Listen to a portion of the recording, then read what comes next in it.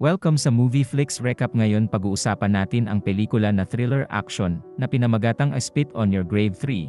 Sa pagsisimula ng pelikula, sa Los Angeles si Jennifer Hills, isang nakaligtas sa isang malagim na krimen, pinagmumultuhan pa rin ng kanyang traumatikong karanasan, bumalik sa kanya session therapy.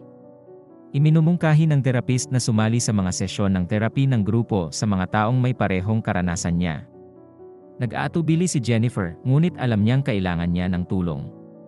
Iniwan ni Jennifer ang kanyang mga pangarap na maging isang manunulat. Binago niya ang kanyang pagkakakilanlan at ngayon ay tinatawag na Angela. Siya nagtatrabaho sa isang opisina kung saan sinusubukan ng kanyang katrabaho, si Matthew, na gumawa ng maliit na usapan. Mariin niyang itinatanggi ang kanyang sarili mga pagtatangka dahil ipinapalagay niya na gusto lang niyang sumakay sa kanyang pantalon. Hindi makataka si Jennifer mula sa kanyang nakaraan. Siya ay patuloy na nagkakaroon ng mga bangungot na nag-iiwan sa kanyang pakiramdam na mabigat. Sa kanyang pang-araw-araw na pag-jogging, binuhay ni Jennifer ang oras na tumatakbo siya sa kakahuyan. Biglang, isang grupo nang hinarang siya ng mga lalaki, at sinimulan nila siyang haras. Bumunot ng baril si Jennifer at binaril ang isa sa kanila. Ngunit ito ay isang pantasya lamang, at ang kanyang pagkabalisa ay nakakumbinsi sa mga lalaki na palayain siya. Sa panahon isa pang sesyon ng therapy, ibinahagi ni Jennifer ang kanyang kamakailang mga pantasya. Nakikita niya ang kanyang mga pangitain bilang isang representasyon ng hustisya. Ang kanyang pangunawa sa mundo ay nagbago pagkatapos ng lahat ng kanyang pinagdaanan. Para sa siya, ang buhay ay tungkol sa pagiging mandaragit o biktima, at walang nasa pagitan. Naniniwala siya sa lahat may gusto silang kapalit, kahit natanggihan nila ito. Habang naghihintay si Jennifer ng bus, nagmamaneho si Matthew hanggang sa kanya, at inalok siyang sumakay pauwi. Tumanggi siya, itinulak si Matthew na sabihin sa kanya na hindi lahat ng lalaki ay isang jerk. Nagmamaneho siya, at nakakita si Jennifer ng flyer para sa isang sesyon ng pagbabahagi ng grupo para sa mga biktimang tulad niya. Sa sesyon ng grupo, nakikinig si Jennifer sa isang babaeng nagsasalita tungkol sa kanyang mga pananaw sa mga sexual na paglabag. Ang ipinakilala ng pinuno ng session, si Line, si Jennifer sa grupo at hinihikayat siyang makibahagi. Jennifer tumanggi, kaya nagpahinga sila ng maikling. Lumapit si Oscar kay Jennifer at nagkakilala sila. Nagsimula siyang magsalita tungkol sa kanyang anak na babae, at ito ay nagiging emosyonal sa kanya. Humingi ng paumanhin si Oscar, umiiyak at umalis. Isang babaeng nagngangalang Marla ang nagpahayag na ang anak ni Oscar ay nagpakamatay nang siya nakataka sa parusa ang salarin. Pagkatapos ay inanyayahan ni Marla si Jennifer para sa isang usok. Sa labas, pinag-uusapan nila ang karanasan ni Marla sa pagbabahagi ng grupo. Wala siyang pakialam dito, pero pakiramdam niya ay nakakatulong ito sa ilan paraan. Nagpaalam si Marla dahil sapat na ang kanyang narinig na mga kwento ng paghikbi. Kinagabihan, Jennifer nakatagpo ang parehong grupo ng mga lalaki na na-corner sa kanya sa parke. Dumating si Marla upang iligtas si Jennifer, iniinsulto ang pagkalalaki ng pinuno at iniwan siyang hindi makapagsalita. Tinatawanan ng mga kaibigan niya si Marla mga pahayag, at ang dalawa ay lumayo na nakangiti. Dinadala sila ng gabi sa isang bar. Marla at Jennifer pag-usapan kung paano gumawa ang mga lalaki para lang makasama ang isang babae. Ibinahagi ni Jennifer ang kanyang karanasan kay Matthew, at pinagtatawanan ni Marla ang mga peking mabait na lalaki. Ang kanilang pag-uusap ay humantong sa pagbash kay Line at sa kanya pacifist view. Kinamumuhian ni Marla kung paano itinutulak ni Line ang kapatawaran at pagpapagaling sa halip na paghihiganti. Sa kanyang nakaraan, alam na alam ni Jennifer na ang paghihiganti ay hindi nakakaayos ng trauma. Kinabukasan, naglagay si Jennifer ng taser sa kanyang bag at umalis para sa session ng grupo. Siya at si Marla ngayon ay nakaupo ng magkasama at nakikinig sila sa kwento ng isang batang babae na nagngangalang Cassie. Naghiwalay ang kanyang mga magulang at ang kanyang ina nakilala ang isang bagong tao, si Ron. Nilabag ni Ron si Cassie. Sa bar, ipinahayag ni Marla na nakatira pa rin si Cassie kasama si Ron dahil hindi naniniwala ang ina ni Cassie sa kanyang anak. Kinamumuhian ni Marla kung gaano kagaling ang ilang babae masunurin sa mga lalaki at huwag pansinin ang bawat maling bagay na ginagawa nila. Sa kanyang tahanan, napansin ni Jennifer na sira siya kurtina rod. Pumunta siya sa isang hardware store kasama si Marla para bumili ng kapalit. Sa lahat ng matalim mga tuol na ipinapakita, iminumungkahi ni Marla na gamitin ang mga ito upang putulin ang ari ng lalaki. Hindi sumasang-ayon si Jennifer siya dahil naniniwala siya na ang isang sledgehammer ay isang malinaw na pagpipilian. Habang naglalaro silang dalawa, isang staff ang dumaan sa kanila at ang kanyang kamay ay nagsisipilyo sa likod ni Jennifer. Siya ay lumingon at binatukan ang kanyang bungo kasama ang sledgehammer. Isa na lang itong pangitain at sa halip ay natamaan ni Jennifer ang kanyang paa. Sa panahon therapy, ibinahagi ni Jennifer ang tungkol sa kanyang bagong kaibigan. Tinanong ng mga therapist si Jennifer kung pinagkakatiwalaan niya si Marla. Sabi niya oo, pero ayaw pa rin niyang bitawan ang kanyang pesimistikong pananaw. Sa ibang araw, ang dalawa ay sa isang stakeout sa labas ng bahay ni Cassie. Pinapanood nila si Ron na niyakap si Cassie, na halatang hindi komportable. Plano ni Marla na ipaghiganti si Cassie. Pinagmamasdan ni Jennifer si Ron na nanliligalig sa ibang babae. Si Marla ay naging sinusundan siya nitong mga nakaraang araw na nagpapakita na siya ay mas kasuklam-suklam kaysa sa naisip niya. Sa isang parking lot, isang nakamaskara na Marla ang pumuslit sa likod ni Ron at inatake siya ng crowbar. Binibigyan siya ni Ron ng kanyang wallet pero hindi pa tapos si Marla. Binantaan niya si Ron at ipinangako sa kanya na ititigil ang panliligalig sa mga babae. Pagkatapos ng ilang higit pang mga hit, iniwan nila siya ni Jennifer na binugbog at duguan. Sa susunod na sesyon ng grupo, ibinahagi ni Cassie na biglang naging mabait si Ron sa kanya. Pagkatapos ay sinimulan ni Marla ang pagtataguyod ng karahasan, ngunit hindi ito sinasang-ayunan ni Line.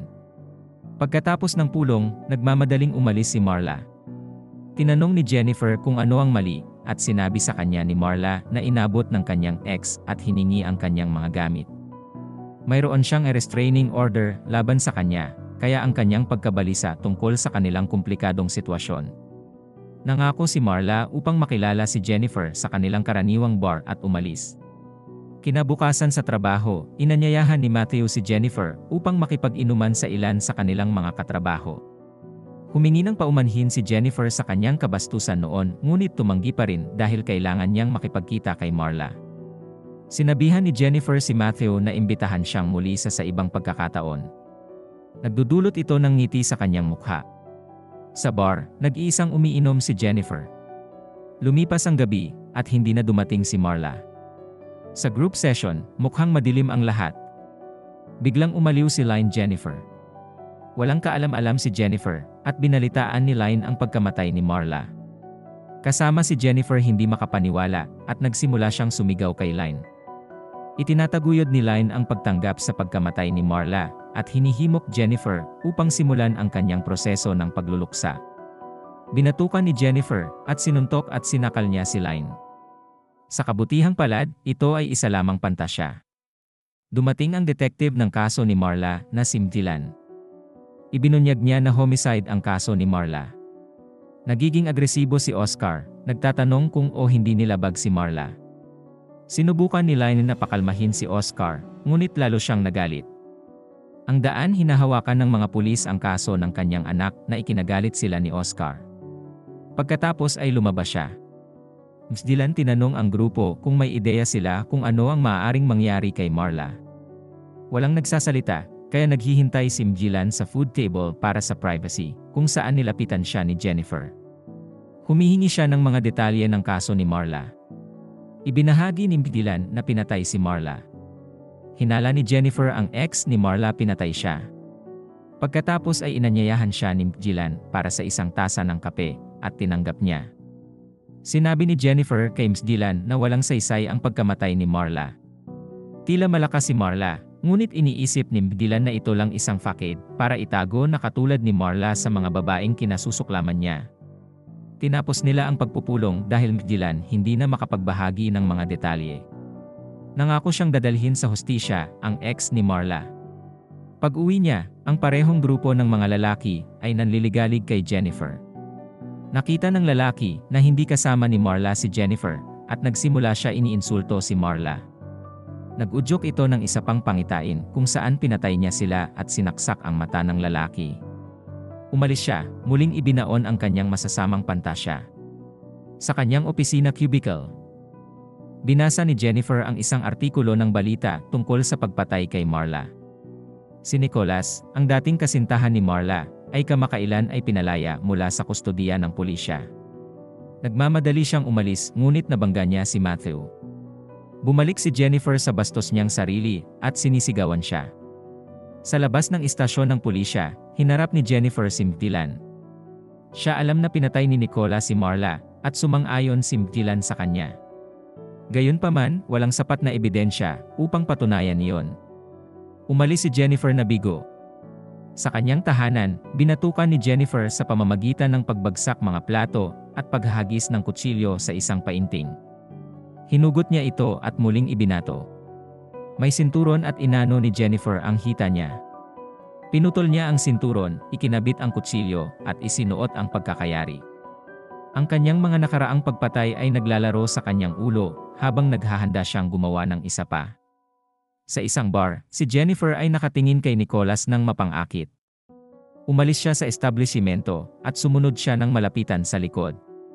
Sa isang madilim na eskinita, niligawan ni Nicholas si Jennifer at sinimulan siyang halikan.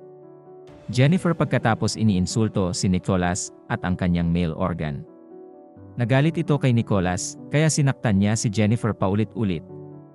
Pagkatapos ay sinubukan niyang pilitin na pakainin si Jennifer ng kanyang karne. Naaalala niya ang isang katulad na sitwasyon mula sa kanyang nakaraan. Habang nasa bibig niya ang dulo, sinaksak ni Jennifer ang baras. Kinagat niya ang ulo, hinahati ang baras, at bumubulusok ang dugo. Pagkatapos ng ilang saksak, dumura si Jennifer out the tip. Gumapang si Nicholas at sumisigaw sa sakit, at ibinigay ni Jennifer ang huling suntok gamit ang isang crowbar. Binasag niya itong muli para sa mabuting sukat, at sa pagkakataong ito, ang nangyari ay hindi lamang isang pantasya.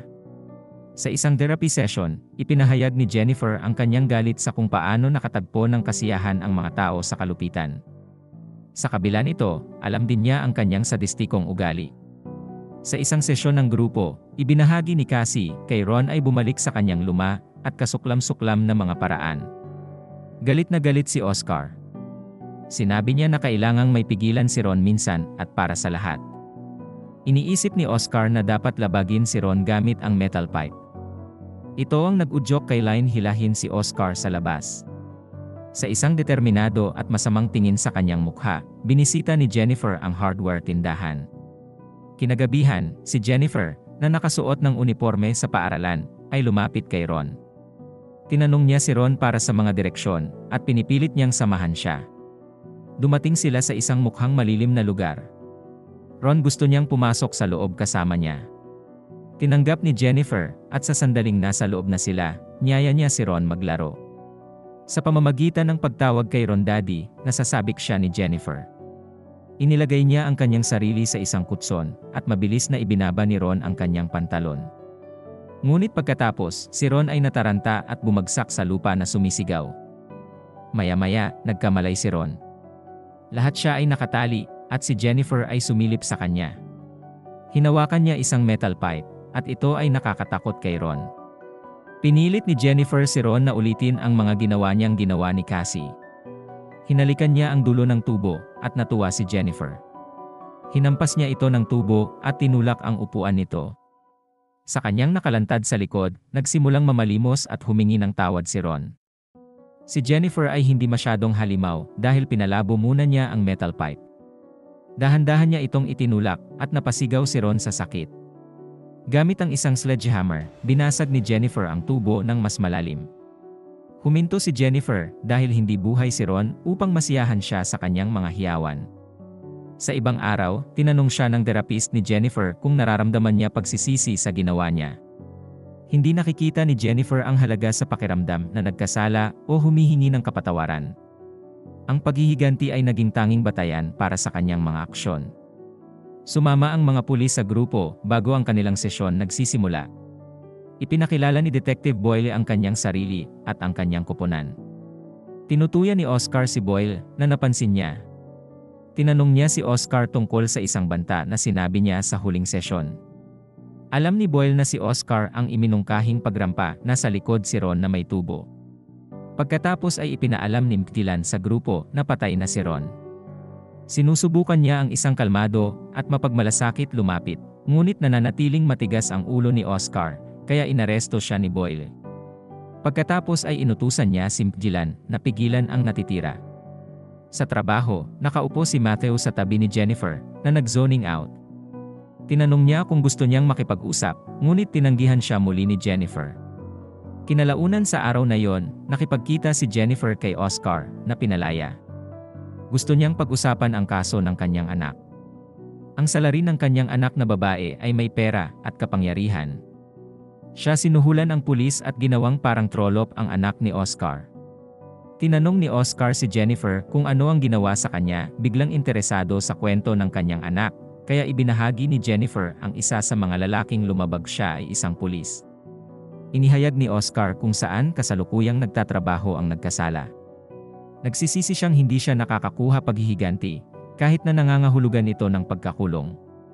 Sa isa pang araw, kalalabas lang ng nagkasala sa isang GYM na kanyang pinagtatrabahuhan sa siya ang pinakabagong biktima ni Jennifer at sinusundan siya nito nang malapit sa likuran. Sa wakas, nakarating sila sa isang liblib lugar. May hawak na taser, sinugod siya ni Jennifer, ngunit humarap ito sa kanya. Sinubukan ni Jennifer atake, ngunit miss. Pagkatapos ay sinaktan niya ito at sinakal. Gamit ang kutsilyo, sinaksak ni Jennifer ang kanyang leg. Ang hindi naapektuhan ang lalaki, inipit si Jennifer sa dingding at itinapon sa basurahan. Sinusubukan niya para lumaban pero natumba.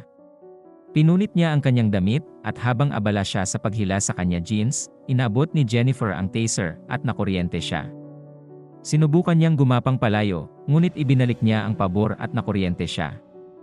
Sa kabutihang palad, dumating si Mcgillan at ang kanyang kapareha. Inutusan niya ang lalaki na sumakay ang lupa, ngunit tumanggi siya, na pinilit si Mcgillan na paulanan siya ng mga bala. Sa istasyon ng pulisya, tinanong ni Boyle ang isang bugbog na Jennifer.